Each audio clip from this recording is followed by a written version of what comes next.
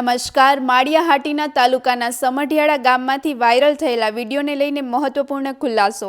સમઢિયાળા પ્રાથમિક શાળા અંગે થોડા દિવસો પહેલા સોશિયલ મીડિયામાં એક વિડીયો વાયરલ થયો હતો, જેમાં વિદ્યાર્થીઓ સફાઈ કરતા જોવા મળતા હતા.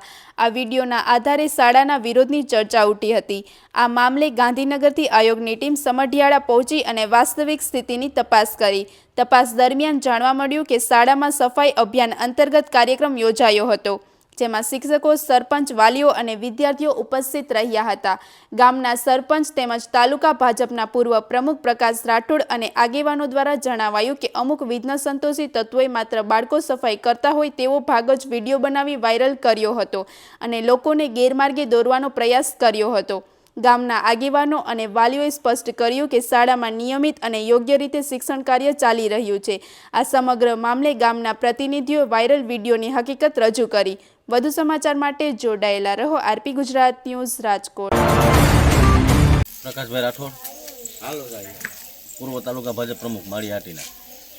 દિવેશ કાંતિ ભાદરકા, સમઢિયાળા સરપંચ.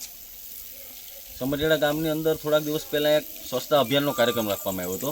અહીંયા જે સિમશાળા છે, સિમશાળાની અંદર એક સ્વચ્છતા અભિયાનનો કાર્યક્રમ રાખવામાં આવ્યો હતો. અને એ કાર્યક્રમની અંદર તમામ વાલીઓને પણ ઇન્વિટેશન આપ્યું હતું શિક્ષક દ્વારા, અને સરપંચશ્રીને બધા ઉપસ્થિત રહેવાના હતા એ કાર્યક્રમમાં.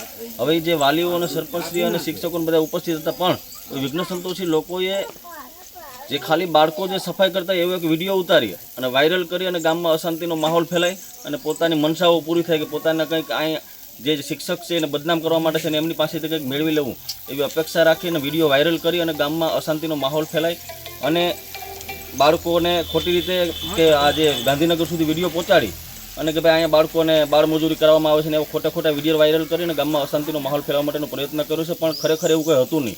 આજે એક કાર્યક્રમ હતો, સ્વચ્છતા અભિયાનનો કાર્યક્રમ હતો, અને કાર્યક્રમની અંદર વાલીઓ પણ ઉપસ્થિત હતા. પણ જે વિડીયો ઉતાર્યામાં વાલીઓને સાઇડલાઇન કરી અને માત્ર ને માત્ર બાળકોનો જ વિડીયો ઉતારવામાં આવ્યો હતો.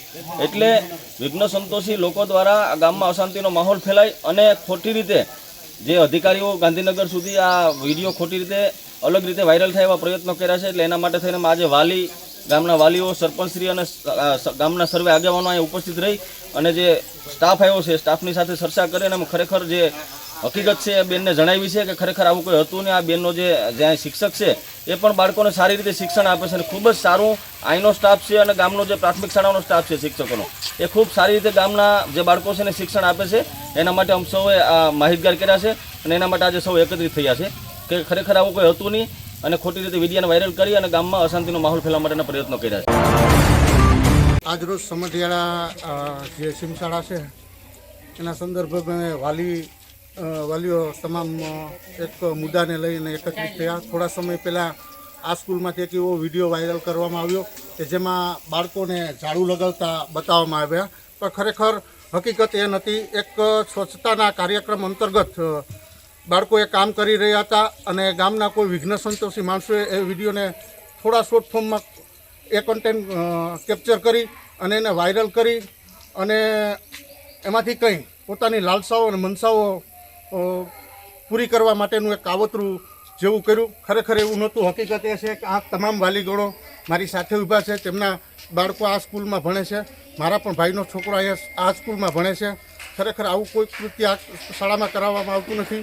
અહીંના જે શિક્ષક બેન છે એ ખૂબ સારા છે અને ખૂબ સારું એવું શિક્ષણ આપે છે, પણ આ બેનની સાથે કોઈએ એવો મતભેદ રાખી અને આ વિડીયો વાયરલ કર્યું હોય એવું અમને જાણવા મળેલ. એના નિમિત્તે અમે અધિકારીઓ સાથે તમામ વાલીગણો છે અહીંયા ઉપસ્થિત રહ્યા. ગુજરાત રાજ્ય બાળ સંરક્ષણ આયોગના મેમ્બર અમિતાબેન અત્યા. અમોની જાણમાં જૂનાગઢ જિલ્લાના સમઢિયાળા ગામનો એક સિમ શાળાના બાળકોની સફાઈ કરતો વિડીયો સામે આવેલો અને તેના ભાગરૂપે આજે અહીં શાળાએ સ્થળ ઉપર આવેલા છે. મારી સાથે જિલ્લા શિક્ષણ અધિકારીશ્રીના પ્રતિનિધિ, લેબર વિભાગના પ્રતિનિધિ, ડીસીપીયુ કચેરીના પ્રતિનિધિ અને ચાઇલ્ડ લાઇનના પ્રતિનિધિ સાથે આવેલા છે. આજરોજ અહીં શાળામાં શિક્ષકશ્રી અને ગ્રામજનો હાજર છે, તેમજ જે બાળકો સફાઈ કરી રહેલા હતા તેના વાલીગણ પણ હાજર છે. એટલે સમગ્ર મામલાની તપાસ કરતાં ગ્રામજનોનું કહેવું એવું છે કે વાસ્તવમાં અહીં અમે બાળકોની સાથે હાજર હતા અને અમોને સાઈડમાં રાખી અને આ વિડીયો ખોટી રીતે વાયરલ થયો છે અને અહીં સફાઈ અભિયાનનું 15 મિનિટનો કાર્યક્રમ થઈ રહેલો હતો.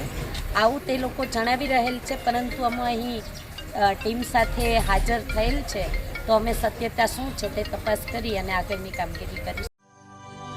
Audio